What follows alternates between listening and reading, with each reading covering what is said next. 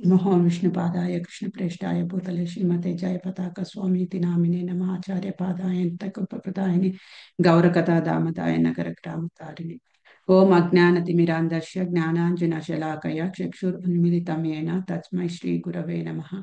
श्रीकृष्ण चैतन्य प्रभो नित्यानंद श्री अद्वैत गदाधर श्रीवासादि गौर भक्त वृंद नमो विष्णुपादाय कृष्णप्रेष्ठाय भूतले श्रीमते भक्तिवेदांत स्वामीति नामिने नमस्ते सारस्वती देवे गौरवाणी प्रचारिणे निर्विशेष शून्यवादी पाश्चात्य देशतारिणे वाञ्छाकल्पतरुभ्यश्च कृपा सिन्धुभ्य एव च पतितानां पावनेभ्यो वैष्णवेभ्यो नमो नमः। जय श्री कृष्ण चैतन्य प्रभो नित्यानंद श्री अद्वैत गदाधर शिवासादि गौर भक्तवृंद।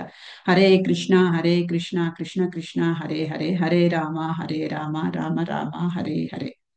हरे कृष्ण। మీ అందరికీ స్వాగతం। ఈరోజు మన భాగవతం క్లాసుకు ఈరోజు మనము భాగవతం క్లాసు 1వ స్కందము ప్రథమ స్కందము 15వ అధ్యాయంలో చర్చించుకోబోతున్నాము। 15వ అధ్యాయము టైటిల్ పాండవుల సమయోచిత ప్రస్థానము। సో మీ దగ్గర తెలుగు హార్డ్ కాపీ ఉంటే తీసి పెట్టుకోండి। నేను ఇంగ్లీష్ లో స్క్రీన్ షేర్ చేస్తున్నాను శ్లోక। కరెక్షన్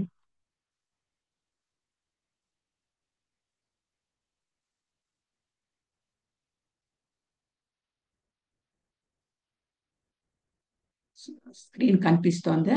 హరే కృష్ణ। ఎస్ మాతాజీ। సో 1వ స్కందము 15వ అధ్యాయము 22, 23, 24 ఇవి చర్చించుకోబోతున్నాము। First canto 15th chapter 22, 23 and 24 we are going to discuss today। ఓం నమో భగవతే వాసుదేవాయ ఓం నమో భగవతే వాసుదేవాయ ఓం నమో భగవతే వాసుదేవాయ। రాజం స్త్వయానుపృష్టానాం సుహృదానాం నః సుహృత్పురే విప్రశాపా విమూఢానాం నిజ్ఞాతం ముష్టిభిర్మతః। రాజం స్త్వయానుపృష్టానాం సుహృదాం నః సుహృత్పురే విప్రశాపా విమూఢానాం నిజ్ఞాతం ముష్టిభిర్మతః। వారుణీం మదిరాం పీత్వా మధోన్మథిత చేతసాం అజానతామి వాన్యోన్యం చతుః పంచావశేషితః। వారుణీం మదిరాం పీత్వా మధోన్మథిత చేతసాం అజానతామి వాన్యోన్యం చతుః పంచావశేషితః।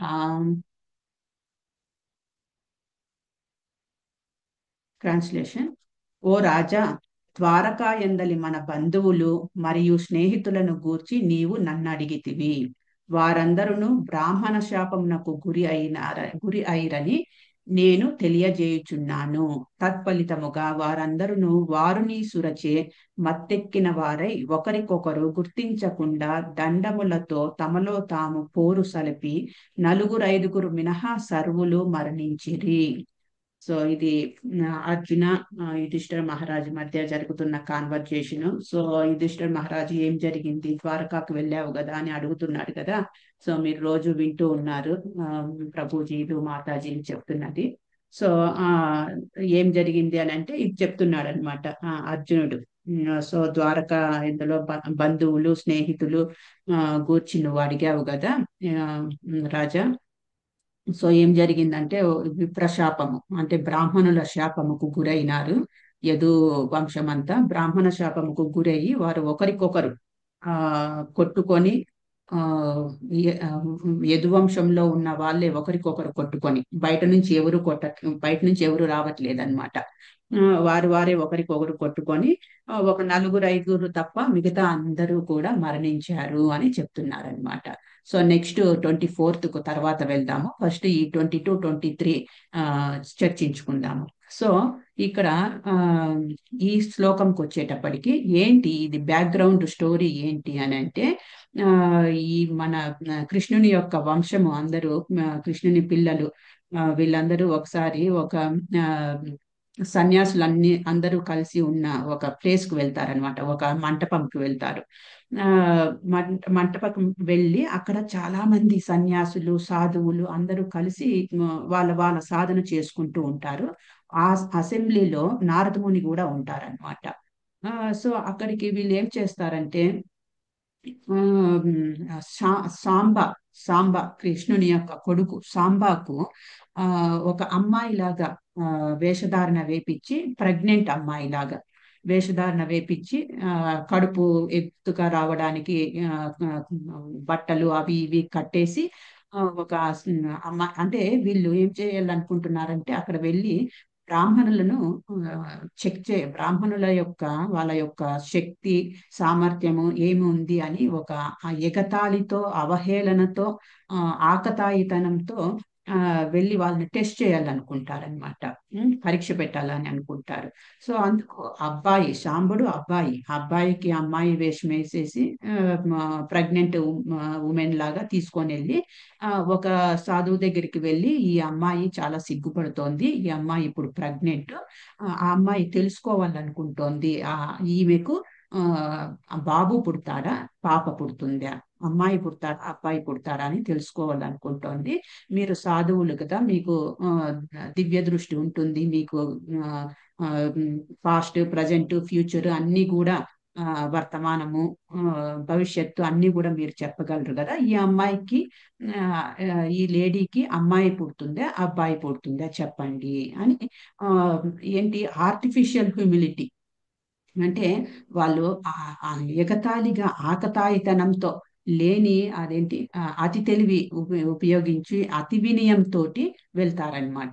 అంటే వినయము, అతి వినయము మనకు తెలిసిపోతుంది వాళ్ళ యొక్క మాటల్లో, వాళ్ళ యొక్క చేష్టల్లో. అప్పుడే తెలుసుకోగలం అన్నమాట. అది ఈజీగా ఎవరైతే సాధువును పోయి అడుగుతున్నారో వీళ్ళు, ఆ బ్రాహ్మణుడు ఈజీగా కనిపెట్టేస్తాడనమాట. ఓకే, వీళ్ళు నన్ను చెక్ చేయడానికి వచ్చారు, టెస్ట్ చేయడానికి వచ్చారు, అంతేగాని వీళ్ళల్లో నిజంగా వినయము, విధేయత, సీరియస్నెస్, బ్రాహ్మణులంటే భయము, భక్తి అనేది లేదు, వీళ్ళు కావాలని నన్ను ఆట పట్టించడానికి వచ్చినారని ఆ బ్రాహ్మణునికి అర్థమవుతుంది అనమాట.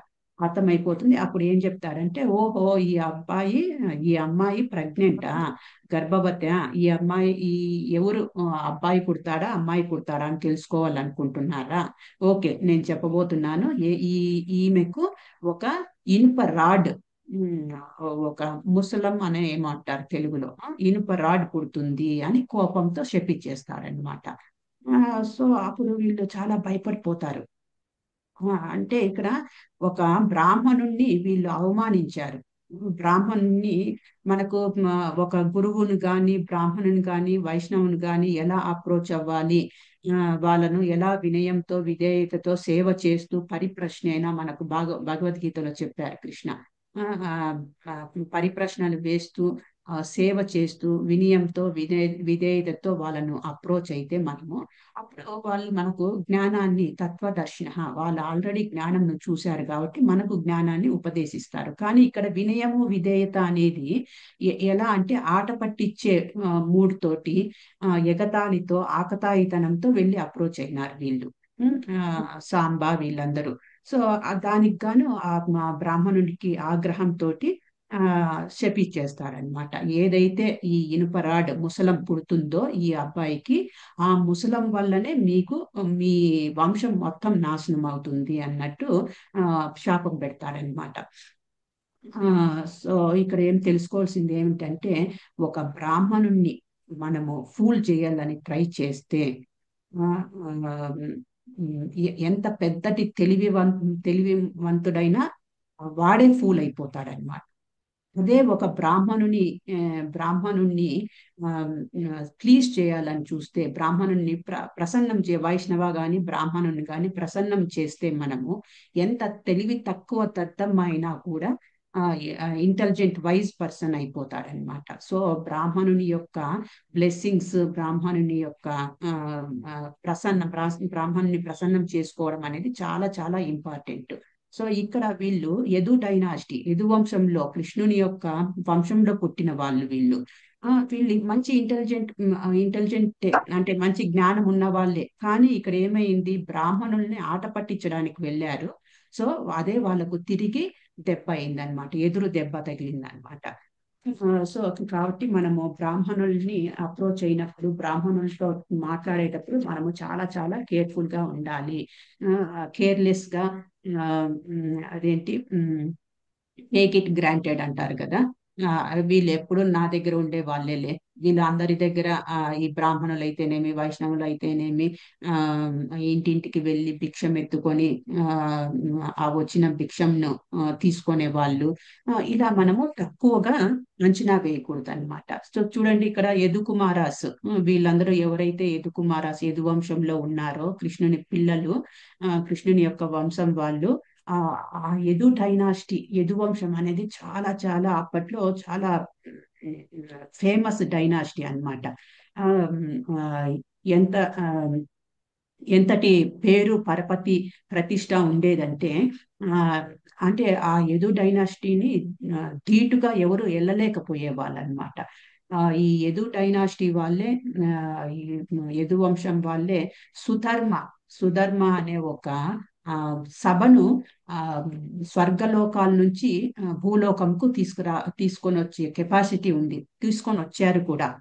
సుధర్మ అనే హెవెన్లీ ప్లానెట్ లో ఉండే సభను ఆ ద్వారకా పార్లమెంట్ గా చేయడానికి వాళ్ళు హెవెన్లీ ప్లానెట్ నుంచి, స్వర్గలోకాల నుంచి భూలోకం తీసుకొచ్చి వాళ్ళు ప్రతిష్ఠించారు. అంతటి శక్తి సామర్థ్యము కలిగిన ఆ వంశము ఈ యదు డైనాసిటీ. ఆ ఇది టాప్ మోస్ట్ డైనాసిటీ అయి ఉండేదన్నమాట, టాప్ మోస్ట్ వంశం అయి ఉండేది ఆ కాలంలో. ఆ, కానీ చిన్న మిస్టేక్ వల్ల, ఏంటి ఆ చిన్న మిస్టేక్, ఆ ఈ బ్రాహ్మణులను అవహేళన చేయడము, ఆ ఆ, ఉమ్, బ్రాహ్మణులను కించపరిచి మాట్లాడడము, బ్రాహ్మణుల యొక్క శక్తి సామర్థ్యాలను పరీక్షించదలుచుకోవడము.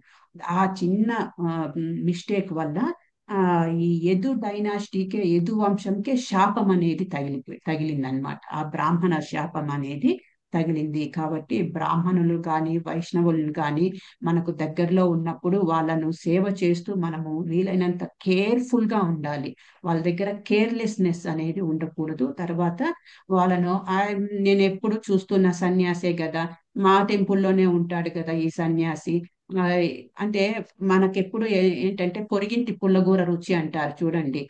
అలా పక్క టెంపుల్లో ఉన్న టెంపుల్ ప్రెసిడెంట్, పక్క టెంపుల్లో ఉన్న సన్యాసి కానీ, ఆ, ఆ, ఆ, ఏంటి మంచి ప్రీచర్ కానీ, వాళ్ళపైన ఎక్కువ కాన్సన్ట్రేషన్, వాళ్ళపైన ఎక్కువ శ్రద్ధ ఉంటుంది, వాళ్ళని ఎక్కువ సేవ చేసుకోవాలని అనుకుంటాము. కానీ మన టెంపుల్లో కానీ మన పక్కలో కానీ ఉన్న పెద్ద పెద్ద సీనియర్ డివోటీస్ ని మనము ఆ చులకనగా చూస్తామన్నమాట. ఎందుకంటే వాళ్ళు రెగ్యులర్ గా మనకు కనిపిస్తూనే ఉంటారు కాబట్టి వాళ్ళని అంత సీరియస్ గా తీసుకోము.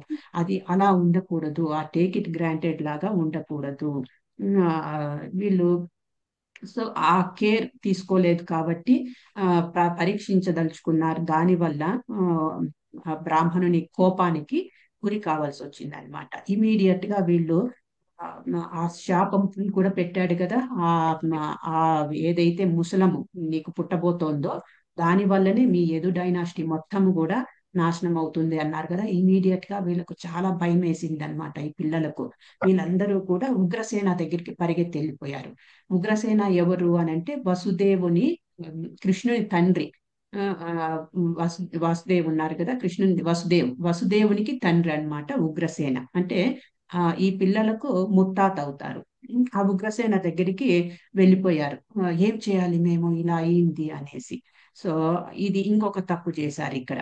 ఇమీడియట్ గా వీళ్ళు కృష్ణుని దగ్గరికి వెళ్ళలేదు. కృష్ణుడు తెలుసు అందరికి, ఆయన దేవాది దేవుడు, భగవంతుడు.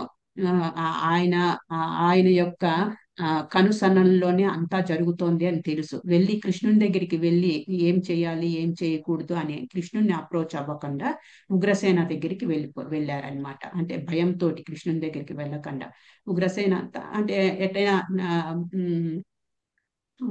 తండ్రి కన్నా తాత దగ్గర ఎక్కువ మనకు చనువు ఉంటుంది కదా, అట్లా తాత దగ్గరికి వెళ్ళిపోయారనమాట. సో ఆయన ఏం సలహా ఇచ్చాడు, దాన్ని ఆ ఇనుపరాడు ఏదైతే ఇనుపరాడు పుట్టిందో ఆ గర్భం నుంచి ఆ ఇనుపరాడును ఫుల్ పౌడర్ చేసేసి సముద్రంలో కలిపేయండి అని ఆ సలహా ఇస్తాడనమాట. సో సలహా ఇచ్చి ఆ తర్వాత మీరు కొంచెము ఆ పరిహారంగా ప్రాయశ్చిత్తంగా పరిహారంగా యజ్ఞాలు హోమాలు తర్వాత చారిటీ అందరికి దాన ధర్మాలు ఇవ్వండి అని సలహా ఇస్తాడు. సో ఆయన ఉగ్రసేన సలహా ప్రకారమే ఆ ముసలంను ఆ ఇన్- ఆ ఇనుపరాడ్ని ఆ ఆ ఇనుపరాడ్ని స్టాప్ ఆ ఇనుపరాడ్ని పౌడర్ చేసేసి ఆ, సముద్రంలో కలిపేస్తారనమాట. సముద్రంలో కలిపేసి ఆ, ఆ, వాళ్ళు అనుకుంటారు ఓకే ఇప్పటికి క్లియర్ అయిపోయింది, ప్రాబ్లం క్లియర్ అయిపోయింది అని అనుకుంటారు అనమాట. ఆ ఆ తర్వాత ఏం జరుగుతుందో చూద్దాం.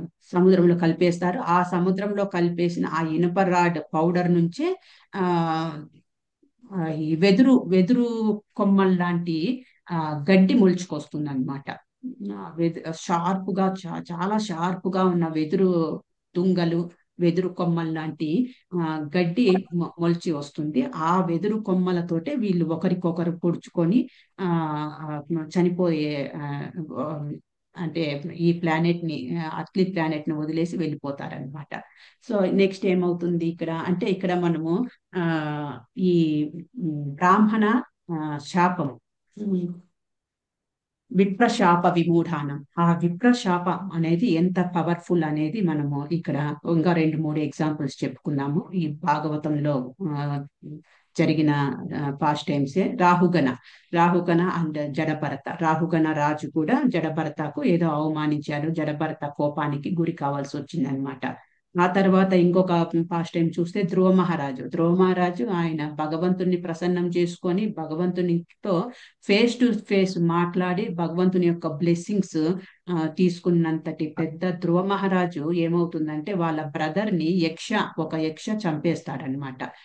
ఒక యక్ష చేతిలో బ్రదర్ వాళ్ళ సోదరుడు చనిపోయాడనేసి ఆ యక్ష వంశంను మొత్తం నాశనం చేయాలని ధ్రువ మహారాజు కంకణం కట్టుకుంటాడు. అప్పుడు స్వయంభూమను ఆయనను కొంచెము ప్రసన్నం చేసుకొని ఆ ఆయనకు సలహా ఇస్తారు ఇది తప్పు మంచిది కాదు అనేసి. ఆ తర్వాత ఇంకొకటి వస్తే ఇంద్రదుమ్న మహారాజు, ఇంద్రదుమ్న రాజు మన గజేంద్ర మోక్షంలోని పాస్ట్ టైంలో ఉన్న ఇంద్రదుమ్న రాజు. సో ఇంద్రదుమ్న రాజు కూడా ఆయన మంచి ఆ సాక్రిఫైస్ చేస్తూ ఉండేవాడు, ఆ మంచి పరిపాలన చేసేవాడు, మంచి రాజు అని పేరు తెచ్చుకున్నాడు అనమాట. సో ఒకసారి ఆయన ఆ ఆ రాజ్య పాలన అనేది రిటైర్మెంట్ లైఫ్, రాజ్య పాలన అనేది స్టాప్ చేసేసి నెక్స్ట్ జనరేషన్ కి హ్యాండ్ ఓవర్ చేసేసి ఆయన ఫారెస్ట్ కు వెళ్ళి ఆయన యొక్క సాధన చేసుకునే స్టేజ్ కు వచ్చింటాడు ఆ ఇంద్రదుమ్న మహారాజు. ఆ వానప్రస్థ లైఫ్ కు వచ్చింటాడు. ఆయన డివోషనల్ సర్వీస్ ప్రాక్టీస్ చేసుకుంటూ ఉంటాడనమాట ఫారెస్ట్ లో. ఒకసారి అగస్త్యముని ఆయన దగ్గరికి వస్తాడు. కానీ అగస్త్యముని వచ్చినప్పుడు ఇంద్రదుమ్న మహారాజు ఏదో అంటే అంత ఫోకస్ చూపించిండాడు అనమాట. అగస్త్యమునికి సరి అయిన ఆ మర్యాదలు చేసి ఉండాడు అనమాట.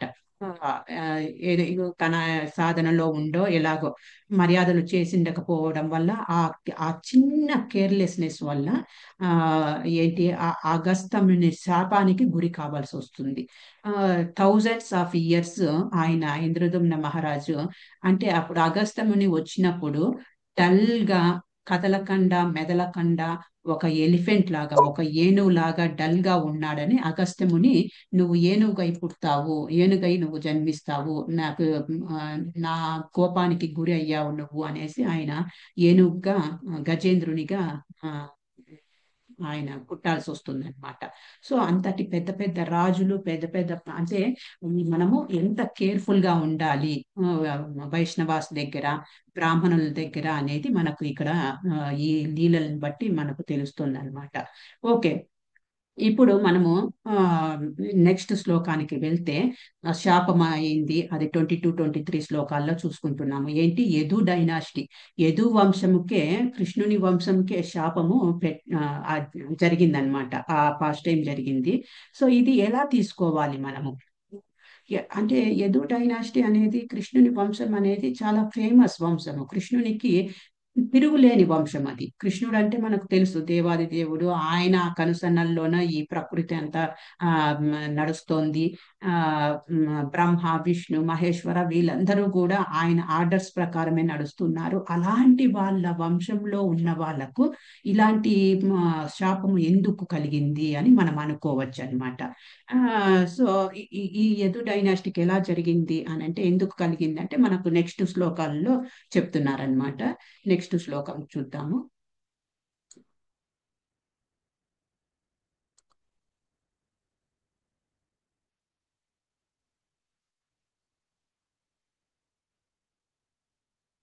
ఒక్క నిమిషం. సో స్క్రీన్ కనిపిస్తోందా? Can you see the screen? Yes, ma'am. కనపడట్లేదు మాతాజీ. కనపడుతుంది. హరే కృష్ణ మాతాజీ. కనిపించట్లేదా? కనిపిస్తోందా? కనిపిస్తుంది. కనిపిస్తోంది. No okay. మాతాజీ కనపడట్లేదు లేదు మాతాజీ. మాతాజీ, మీరు కనిపిస్తున్నారు, లేదు మీరు మాతాజీ. చేసేది కనిపించట్లేదు.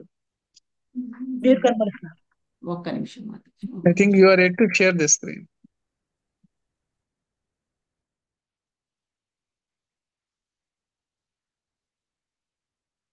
నౌ Yes, కనిపిస్తాను. మాతాజీ కనిపిస్తుంది మాతాజీ. ఓకే. సో ఈ శ్లోకానికి వస్తే 24th శ్లోకం, ఈ రోజు అది కూడా కవర్ చేయాలి మనము. ప్రాయేణైతద్భగవత ఈశ్వరస్య విచేష్టితం మితో నిఘ్నంతి భూతాని భావయంతి చ యన్వితః. వాస్తవమునకు దీనికంతటికి భగవానుని దివ్య సంకల్పమే కారణమై ఉన్నది. సో ఇది రీజన్, ఇదే కారణం. దివ్య సంకల్పం, భగవంతుని యొక్క దివ్య సంకల్పం. దాని కారణముననే జనులు కొన్నిసార్లు ఒకరినొకరు చంపుకొనుట లేదా ఒకరినొకరు రక్షించుకొనుట జరుగుచుండును. సో ఇక్కడ మనకు ఏం తెలుస్తోందంటే, భగవంతుని యొక్క దివ్య సంకల్పము. సో ఎందుకు జరిగింది? భగవంతుడే కదా, భగవంతుని పిల్లలే కదా, వాళ్ళ వంశమే కదా అని మనం ఎంతెంతో అనుకోవచ్చు, ఏవేవో అనుకోవచ్చు. కానీ భగవంతుడి యొక్క దివ్య సంకల్పము మనకు భగవద్గీతలో కూడా చెప్పారు, జన్మ కర్మచమే దివ్యం. భగవంతుని యొక్క జన్మ, ఆయన చేసే పనులు దివ్యమైనవి. మనము అర్థం చేసుకునే కెపాసిటీ మనకు లేదు. అది జరుగుతున్నది భగవంతుని వల్లనే జరుగుతోంది. అది భగవంతుని యొక్క సంకల్పము ద్వారానే, అది మంచి జరిగినా చెడు జరిగినా భగవంతుని సంకల్పం ద్వారానే జరుగుతోంది. ఇంకా వేరే ఏదీ లేదు అని మనము అనుకోవాలన్నమాట. సో సో ఇక్కడ ఎందుకు భగవంతుడు ఎందుకు సంకల్పించాడు అని అంటే, ఇక్కడ రెండు రకాలు, రెండు కారణాలు చెప్తున్నారనమాట. సో వీళ్ళు యదూసు, వీళ్ళ వంశముకు తిరుగులేని వంశము యదు వంశం అనేది. చాలా చాలా శక్తివంతమైన వంశము. సో కృష్ణుడు అనుకున్నాడు, ఓకే ఇప్పుడు కృష్ణుడు తన లీలలను చాలించి తను భగవద్ధాం తిరిగి తన యొక్క గోలోక వృందావనంకు వెళ్ళిపోవాలనుకుంటున్నాడు అనమాట. సో తన యొక్క లీలలను చాలించి ఆయన గోలోకానికి వెళ్ళిపోయినప్పుడు, ఈ యదు వంశం ఎవరైతే ఉన్నారో అతి శక్తివంతమైన వంశము, ఎవరు తిరుగులేని వంశము, ఎవరు వాళ్ళను ధీటుగా రాని వంశము, వాళ్ళు రాని ధీటుగా లేని వంశం అన్నమాట. సో అలాంటి వంశం వల్ల వీళ్ళు ఎప్పుడే ఏమన్నా నా తర్వాత, నేను ఈ భూలోకం వదిలేసి వెళ్ళిపోయిన తర్వాత వీళ్ళు పొగరుతోటి అధర్మం అనేది చెలరేగిపోతుందేమో. సో అంటే ఎప్పటికీ కూడా అలాగే ఉంటారు, ఎప్పటికీ అలాగే కంటిన్యూ అవుతుంది యదువంశము. నీతితో నిజాయితీతో బ్రాహ్మణులకు గాని గౌరవిస్తూ యజ్ఞయాగాదులు హోమాలు చేస్తూ అలాగే కంటిన్యూ అవుతుంది అని అనుకోవడానికి లేదు. ఎప్పుడైతే భగవంతుని యొక్క ప్రజెన్స్ అక్కడ లేదంటే, భగవంతుని యొక్క స్థానం అక్కడ లేదంటే చెప్పలేమన్నమాట ఆ యదు డైనాసిటీ ఎలా మార్పు చెందుతుంది అనేసి. అలాంటి ధీటు లేని యదు డైనాసిటీ వల్ల అధర్మము చెలరేగిపోకూడదు ఈ భూమి పైన అని అనుకొని భగవంతుడు ఈ లీలలను మొత్తం ఇక్కడికి యదు డైనాసిటీని కూడా మొత్తము తీసేసుకొని బ్యాక్ టు గాడ్ హెడ్ తీసుకొని వెళ్ళిపోవాలా అని అనుకుంటున్నారనమాట.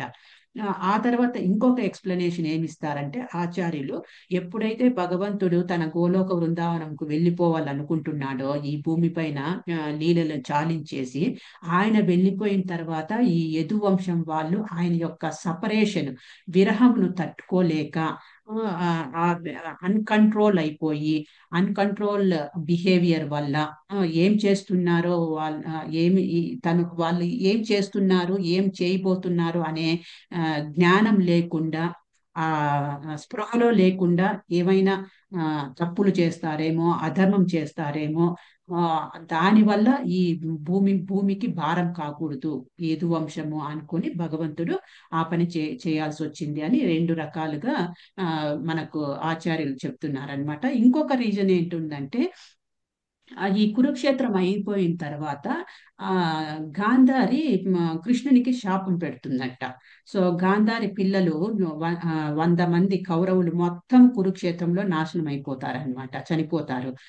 సో దీనికంతటికి కారణము, దీని వెనకాల ఉన్న కారణము నువ్వే కృష్ణుడు, నీ వల్లనే ఇదంతా అయింది అనే కోపంతో ఆవిడ నీ వంశము కూడా నీ కళ్ళ ముందరే ఇలాగే నాశనం అవుతుంది అని గాంధారి శాపం పెట్టిందని ఇంకొక ఎక్స్ప్లెనేషన్ కూడా చెప్తారనమాట. సో ఓకే, ఇక్కడ మనం ఇంకా నెక్స్ట్ ఇంకొక క్వశ్చన్ రావచ్చు. ఓకే, కృష్ణుని యొక్క పిల్లలే కదా, కృష్ణుని పిల్లలు ఇలా పిల్లల చేత జరిగినప్పటికీ కూడా కృష్ణుడు ఎందుకు ప్రతిఘటించలేదు, కౌంటరాక్ట్ ఎందుకు చేయలేదు అనే ఇది రావచ్చు. ఈవెన్ కృష్ణునికి కూడా ఆ ఐరన్ రాడ్ నుంచి వచ్చిన ఆ వెదురు కొమ్మలు ఉంటాయి కదా, దాని నుంచి తయారు చేసిన బాణంతోటే జర కాళ్ళకు షూట్ చేసి కృష్ణుని కాళ్ళకు జర ఆరోతో షూట్ చేస్తారు. దాని పీసి కృష్ణుని కాలి బొటన వేలుకు తగిలి ఈ భూలోకంను వదిలేసి వెళ్ళిపోయాడు ఆయన అవతారం చాలించేసి అని చెప్తారు కదా. సో అంటే అది ఆ సంఘటనను ఎందుకు కృష్ణుడు కౌంటరాక్ట్ చేయలేదు, ఎందుకు ప్రతిఘటించలేదు అంటే అది కూడా భగవంతుని యొక్క దివ్యమైన సంకల్పమే. ఆయన ప్రతిఘటించాలి అనుకుంటే అన్ని చిటిక కూడా వేయాల్సిన పని లేదు, కను చూపులతోనే ఆయన అన్ని కూడా సెట్ చేసే శక్తి ఉన్న వాడు భగవంతుడు శ్రీకృష్ణుడు. కానీ అది కూడా చేయలేదు. ఎందుకు చేయలేదు అని అంటే అది అలా జరగాలనుకున్నాడు అనమాట. ఆయన అది అలాగే జరిపించాలనుకున్నాడు కాబట్టి అది అలాగే జరిగింది. సో దీని గురించి సేమ్ మనకు 11th క్యాంటోలో ఈ పాఠము ఉన్నది మనకు, the curse upon the Yadu dynasty. So అక్కడ ఒక 2 సెంటెన్సెస్ నేను మీకు షేర్ చేస్తాను, అక్కడ ప్రభుపాద ఏం చెప్తున్నాడు అనేది. ఒక్క నిమిషము. So కనిపిస్తోందా screen? సో ఇది 11th క్యాంటో. 11th క్యాంటోలో chapter 1 the curse upon the Yadu dynasty. చూడండి, సో ఇదెంత ఇందాక చెప్పాను కదా స్టోరీ, అదంతా ఉందన్నమాట. ఈ సాంబా వీళ్ళందరూ ప్రెగ్నెంట్ లేడీగా వెళ్ళడము, డ్రామాలు చేయడము బ్రాహ్మణుల ముందర, అదంతా ఇక్కడ ఉంది. సో రీజన్ మనకి ఇక్కడ కావాల్సింది, రీజన్ ఎందుకు ఇలా జరుగుతోంది, అంత గొప్ప వంశంకు ఎందుకు ఇలా జరుగుతోంది అనేసి. సో ఇక్కడ చెప్తున్నారు చూడండి, మనకి ఈ 24th శ్లోకంలో భగవంతుని యొక్క దివ్య సంకల్పమే అని అన్నారు. దానికి కొంచెం ఎలాబొరేట్ గా ఇక్కడ ఉన్నది. The Lord desired to bring about the destruction of the Yadu dynasty so that he could completely wind up his pastimes on the earth and go back to his own abode. Using the pretense of a curse by an assembly of Brahmanas, he withdrew his entire dynasty from the surface of the earth. So అదే అన్నమాట, భగవంతుడు ఇలా జరగాలి అనుకున్నాడు. మనం చెప్తుంటాము, వింటుంటాం కదా, ఏం జరిగినా కూడా మనకు మంచి జరిగినా డివోటీస్ ఇంత సాధన చేస్తూ ఉంటారు, అయినప్పటికీ కూడా డివోటీస్ కష్టాలు పడుతూ ఉంటారు. ఎందుకు అనంటే ఇదంతా భగవంతుని ప్లాన్. భగవంతుడు ఇలా జరగాల అనుకున్నాడు, జరపాలి అనుకుంటున్నాడు, అది అలా జరుగుతోంది అనమాట. సో ఎందుకు ఆయన అలా జరపాలి అని అనుకుంటున్నాడు అని అంటే మనము అది మనం ఆయన్ని అర్థం చేసుకోలేము. ఎందుకంటే ఇప్పుడు చూడండి, ఇంకొక పాస్ట్ టైం చూసామంటే ఆ ఆ, పరీక్షిత్ మహారాజుని చూసామంటే, పరీక్షిత్ మహారాజు తల్లి గర్భంలో, ఉత్తర గర్భంలో ఉన్నప్పుడు ఈయన స్వయాన వెళ్ళి ఆ పరీక్షిత్ మహారాజును సేవ్ చేశాడు. ఆ, ఆయన ఎవరు, అశ్వత్థామ నుంచి సేవ్ చేశాడు. పరీక్షిత్ మహారాజు జన్మించడము అదంతా జరిగింది. తర్వాత అదే పరీక్షిత్ మహారాజు తన యొక్క చివర్లో శాపగ్రస్తుడయ్యి అక్కడ కూడా బ్రాహ్మణ తోటి వచ్చిన కర్సే అన్నమాట. బ్రాహ్మణుణ్ణి ఆ అవమానించడం వల్ల, డిస్ప్లీజ్ చేయడం వల్ల సో అక్కడ పరీక్షిత్ మహారాజుకు తిరిగి శాపగ్రస్తుడు అవుతాడు. ఆయనకు 7 రోజుల్లో ఇంకా ఆయనకు చావు అనేది ఉంది. తక్షక బర్డ్ వచ్చి కాటు వేస్తుంది, ఆయన శరీరాన్ని వదిలేయాల్సి వస్తుంది అని చెప్పాడు. అయినప్పటికీ కూడా అక్కడ తిరిగి భగవంతుడు రాలేదు, ఆయన ఇంటర్ఫియర్ కాలేదు ఆ పాస్ట్ టైంలో. ఎందుకు అని అంటే అది అది అలా జరగాలనుకుంటున్నాడు ఆయన. సో ఆయన విల్ అండ్ విష్ అంటారు కదా, భగవంతుని యొక్క సంకల్పము అలా ఉంది. సో అక్కడ భగవంతుడు తిరిగి కౌంటరాక్ట్ చేయలేదు. ఎందుకు అని అంటే అలా జరగాలి అని అనుకుంటున్నాడు. అది ఆయన యొక్క సంకల్పము, ఆయన యొక్క ప్లాన్ కాబట్టి అది అలా జరుగుతోంది అనమాట. సో ఎందుకు అంటే రీజన్ ఇంకొకటి చెప్పుకోవచ్చు. ఇక్కడ పరీక్షిత్ మహారాజు ఎందుకు అలా, పరీక్షిత్ మహారాజు కేసులో ఎందుకు అలా జరిగింది అని అంటే, పరీక్షిత్ మహారాజు ఎప్పుడు అపియర్ అయినాడు, కలియుగంలో అపియర్ అయినాడు అనమాట. పరీక్షిత్ మహారాజు కలియుగ బిగినింగ్ లో ద్వాపరయుగం ఎండింగ్, కలియుగ బిగినింగ్. సో పరీక్షిత్ మహారాజు ఎంతటి శక్తిమంతుడంటే కలిని బంధించి ఓన్లీ 3-4 ప్లేసులు మాత్రమే ఇచ్చాడు కలికి. ఇక్కడ మాత్రమే నువ్వు ఉండాలి అనేసి ఆయన కలిని బంధించి పెట్టేసినట్టు ఉందన్నమాట. సో ఈ సైకిల్ ప్రకారము సత్యయుగము, త్రేతాయుగము, ద్వాపరయుగము, కలియుగము నడవాలి. అది సైకిల్ జరుగుతూ ఉండాలి. ఇన్ కేసు పరీక్షిత్ మహారాజు ఉన్నాడు అనుకోండి, కలికి అక్కడ తావు ఉండదు, భూమిపైన తావు ఉండదు. ఎందుకంటే అంతటి ధర్మపరుడు ఆయన పరీక్షిత్ మహారాజు. అక్కడ స్కోప్ అనేది ఉండదన్నమాట కలికి. సో కలి యాక్టివిటీస్ జరగాలి, కంటిన్యూ అవ్వాలి, నెక్స్ట్ సత్యయుగం రావాలి అని అంటే కలియుగం స్టార్ట్ అవ్వాలి. అప్పుడు కలియుగం స్టార్ట్ అవ్వాలంటే ఈయన పరీక్షిత్ మహారాజు భూమిపైన ఉండకూడదు. సో అలా ఒకదానికి ఒకటి లింక్ అన్నమాట. అందుకే భగవంతుని యొక్క పనులు ఏవైతే చేస్తూ ఉన్నాడో అవి భగవంతుని యొక్క దివ్య సంకల్పమే. ఆయన ప్లాన్ ని మనము ఎవ్వరూ అర్థం చేసుకోలేము. జరుగుతున్న దాన్ని యాక్సెప్ట్ చేయడం మాత్రమే మన వంతు అని మనం ఇక్కడ చెప్పుకోవచ్చు అన్నమాట. సో అలా విప్రశాపము కారణంగా యదు డైనాసిటీ మొత్తము భూమిపై నుంచి బ్యాక్ వెళ్ళిపోవాల్సి వస్తుంది. వాళ్ళ యొక్క లీలలు చాలించి వెళ్ళిపోవాల్సి వస్తుంది అనమాట. సో ఇక్కడ మనం నేర్చుకోవాల్సింది ఏంటి అని అంటే, బ్రాహ్మణులను, వైష్ణవాసులు మనము ఏమంటారు, అవమానపరచకూడదు, వాళ్ళని ఎగతాళిగా మాట్లాడకూడదు, వాళ్ళ యొక్క కోపానికి మనము గురి కాకూడదు అని ఇక్కడ ఈ 2 శ్లోకాల నుంచి మనము తెలుసుకోవచ్చు అన్నమాట. సో ఇక్కడికి నేను స్టాప్ చేస్తున్నాను. శ్రీమద్ భగవతునికి జై. హరే కృష్ణ.